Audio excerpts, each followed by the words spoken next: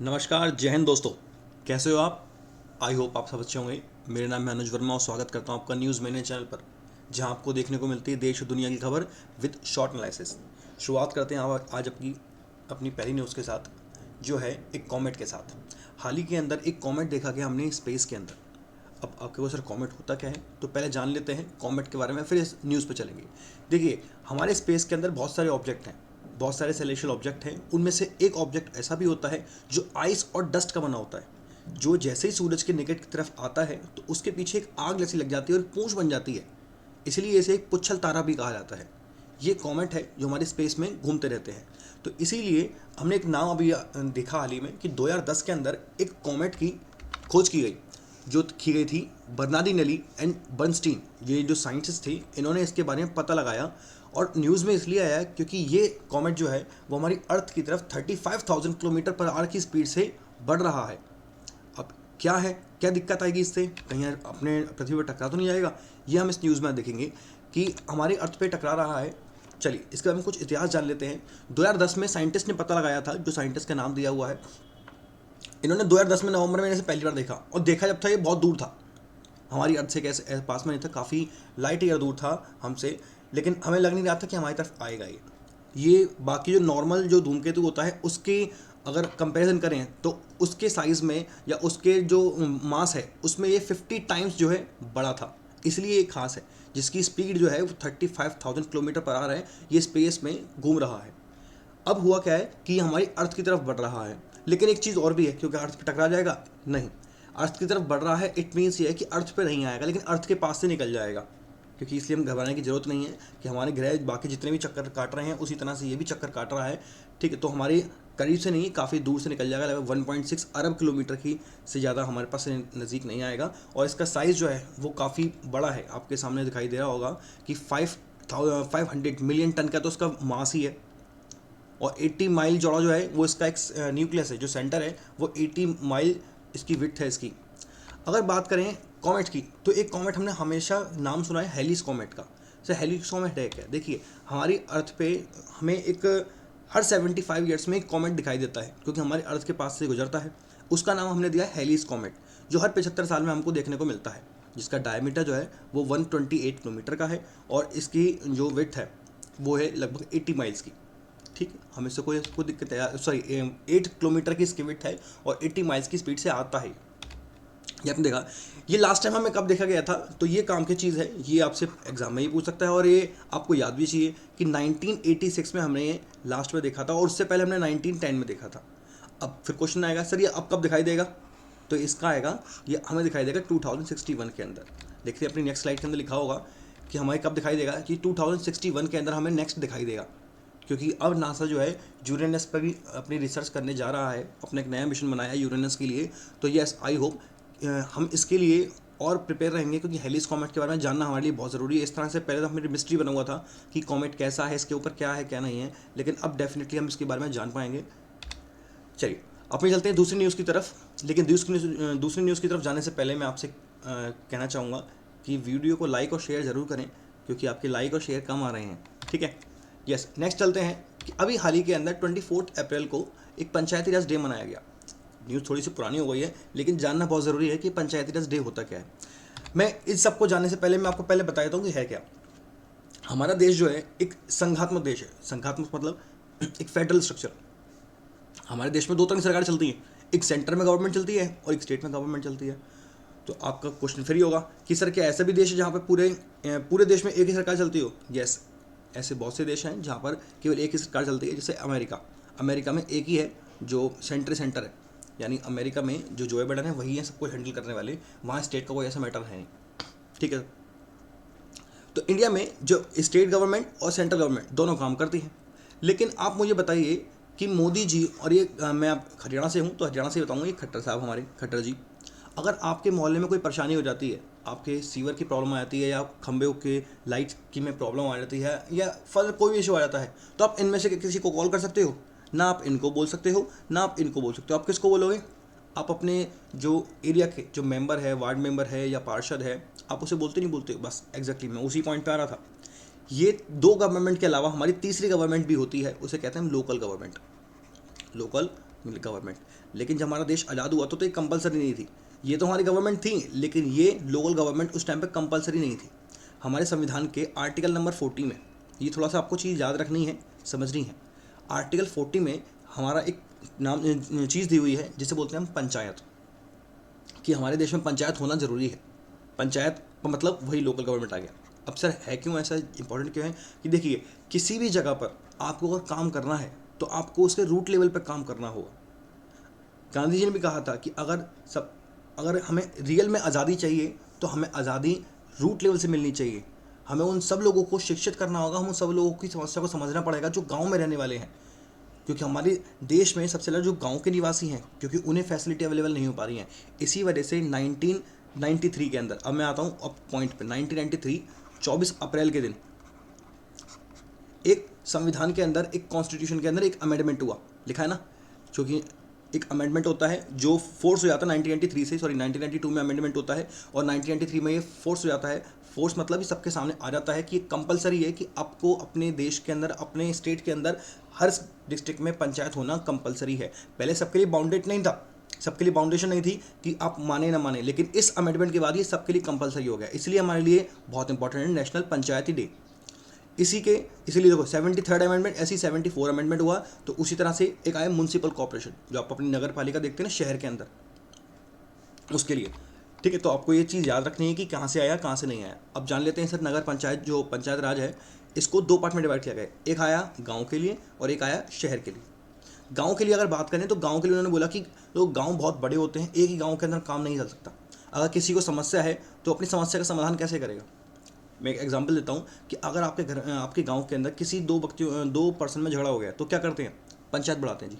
पंचायत में डिसीजन हो गया, सरपंच ने डिसीजन दे दिया, अगर एक व्यक्ति उससे सेटिस्फाइड नहीं है तो कहाँ जाएगा, फिर वो कहता है मैं ब्लॉक पंचायत में जाऊँगा, यानी इससे बड़ी पंचायत में जाऊँगा।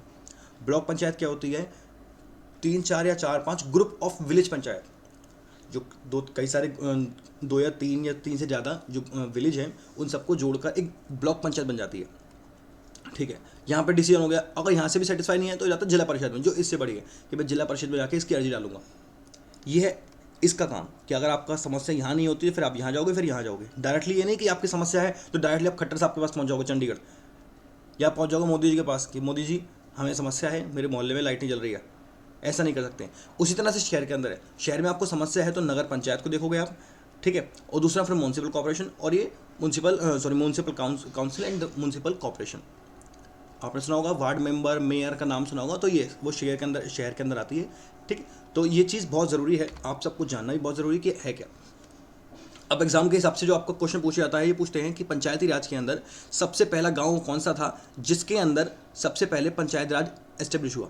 तो याद रखना है आपको, 1959 के अंदर 2 अक्टूबर के अंदर, यानी गांधी जयंती के दिन सबसे पहला नागौर जो है राजस्थान के अंदर, उसका बगदरी गाँव, इसका बगदरी गाँव ये गांव था, विलेज था, जहाँ पर पूरे देश में सबसे पहले ये एस्टेब्लिश हुई पंचायत। कब हुई थी, 1959 के अंदर। देखिए कंपलसरी नहीं था इस टाइम पर, इसीलिए सबने नहीं अपनाया, केवल सबसे पहले इसने अपनाया। इसके बाद फिर आंध्र प्रदेश भी लाइन में आ गया। फिर 1993 आई जाता है 24 अप्रैल के दिन, जब ये पंचायत राज सबके लिए कंपलसरी हो गया।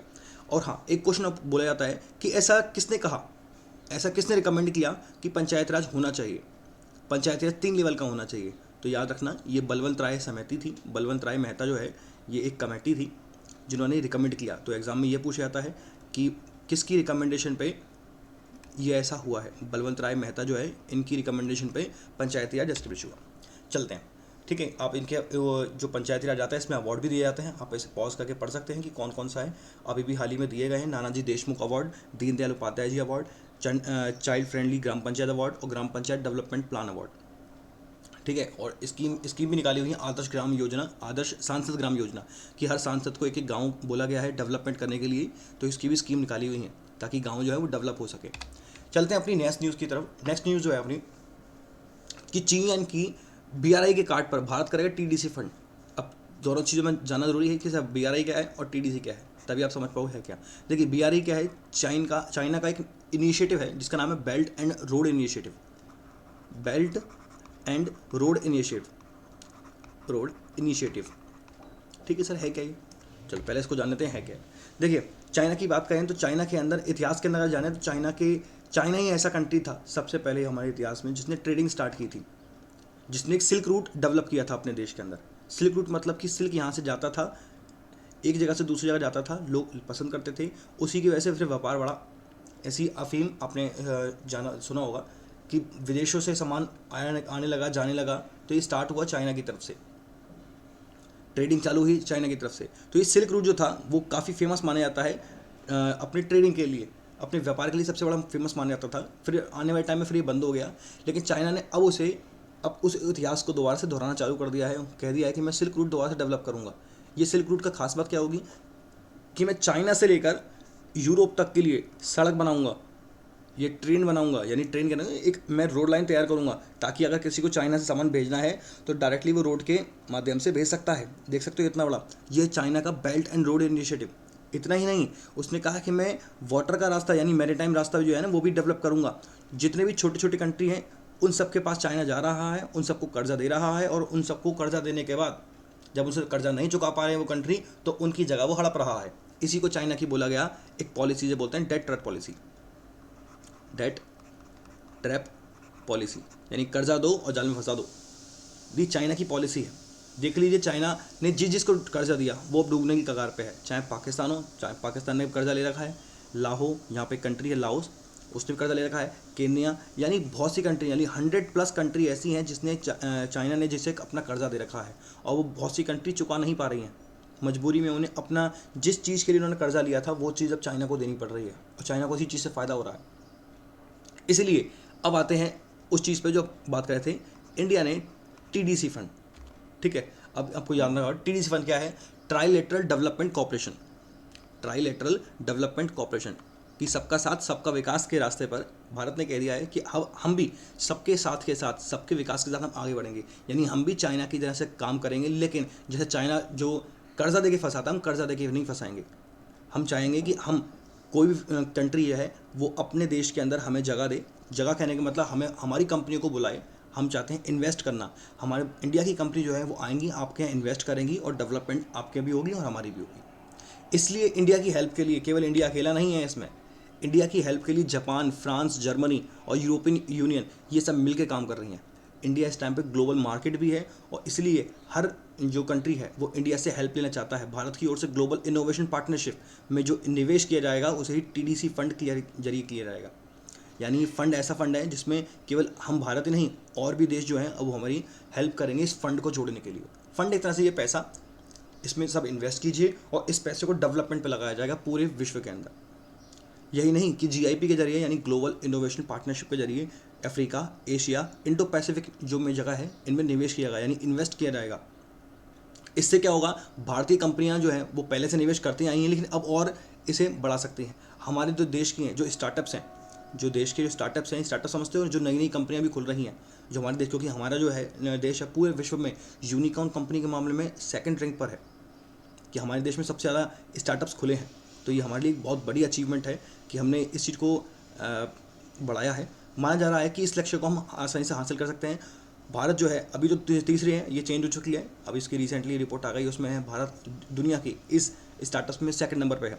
भारत के 60 स्थानों पर निवेश को मदद मिल सकती है, यानी हमने इंडिया को और आगे बढ़ाना ही हमने सोच लिया है। चलते हैं अपनी तीसरी न्यूज़ की तरफ। डॉक्टर सुमन केबेरी appointed as a new vice chairman of Niti Aayog. Most important question है, आपके एग्जाम में आने के पूरे चांसेस हैं। नीति आयोग क्या है? देखिए 1 जनवरी 2015 को नीति आयोग का एस्टेब्लिशमेंट हुआ। इससे पहले ये क्या था? ये था प्लानिंग कमीशन, योजना आयोग जिसका नाम था। इस नीति आयोग के जो चेयरमैन होते हैं वो होते हैं हमारे ऑनरेबल प्राइम मिनिस्टर, जो भी ऑनरेबल उस टाइम प्राइम मिनिस्टर हो, मोदी जी नहीं, जो भी प्राइम मिनिस्टर होंगे नीति आयोग का चेयरमैन होते हैं। वाइस चेयरमैन की बात करें तो पहले थे राजीव कुमार, इन्हीं की रिप्लेसमेंट पे आए हैं नए डॉक्टर सुमन केबेरी।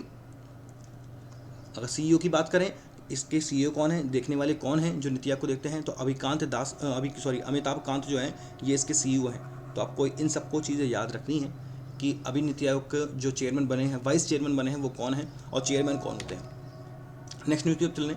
खेलो इंडिया यूनिवर्सिटी गेम जो स्टार्ट हो चुका है बेंगलोर के अंदर। आपसे सिंपल पूछेगा कि खेलो इंडिया यूनिवर्सिटी गेम, ध्यान रखना, खेलो इंडिया गेम नहीं, खेलो इंडिया यूनिवर्सिटी गेम, जो बेंगलोर की यूनिवर्सिटी है वो इसको अभी करा रही है।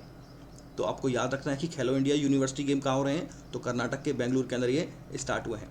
नेक्स्ट न्यूज़ की तरफ चलें। हिमाचल प्रदेश पूरे देश में सबसे पहला स्टेट बना है जो स्मोक फ्री हो चुका है। स्मोक फ्री मतलब वहाँ पर चूल्हा तो जलेगा लेकिन वो कार्बन एमिशन नहीं होगा, यानी वो लकड़ी से बना हुआ चूल्हा नहीं होगा, कोयले से बना हुआ चूल्हा नहीं होगा, यानी पूरे इस हिमाचल के अंदर सबके पास एलपीजी गैस सिलेंडर है। ये हमने एक अचीवमेंट हासिल कर ली है। ये अचीवमेंट हासिल किया हमने एक योजना के तहत, जिस योजना का नाम है उज्ज्वला योजना। याद रखना है आपको, उज्ज्वला इस योजना को बनाया गया था 2016 के अंदर, और इसमें टारगेट रखा गया था लगभग 5 करोड़ महिलाओं को हम एलपीजी गैस जो है वो कनेक्शन बांटेंगे। लेकिन फिर 2020 के अंदर इसको बना दिया गया था कि हम 5 करोड़ नहीं, हम 2020 तक 8 करोड़ महिलाओं को बांटेंगे। लेकिन हमने ये एक साल पहले ही अचीव कर लिया। हमने 2019 तक ही 8 करोड़ महिलाओं को ये सिलेंडर जो है वो हमने बांट दिया। ये बहुत अच्छी चीज़ है, क्योंकि जो हम कार्बन अगर कोयला जला के या लकड़ी जला के कार्बन एमिशन करेंगे तो हमारे लिए नुकसान है, इसलिए एलपीजी सिलेंडर होना आवश्यक है। तो याद रखना हिमाचल प्रदेश है। नेक्स्ट न्यूज़ की बात करें तो यस, इमैनुअल मैक्रोन जो है वो जीत चुके हैं। अभी हाल ही में न्यूज़ पहले से मैंने आपको बता रखी थी कि फ्रांस के अंदर इलेक्शन हो रहे हैं। जो मैरीन ली पेन है ये हार गई हैं, इमैनुअल मैक्रोन फिर से जीत गए हैं। फ्रांस की राजधानी है क्या, पेरिस, तो आपको ये चीज़ें याद रखनी है। नेक्स्ट न्यूज़ की बात करें, ये लीजिए, खींचतान हो रही थी, इस खींचतान में जीत गए आपके एलन मस्क।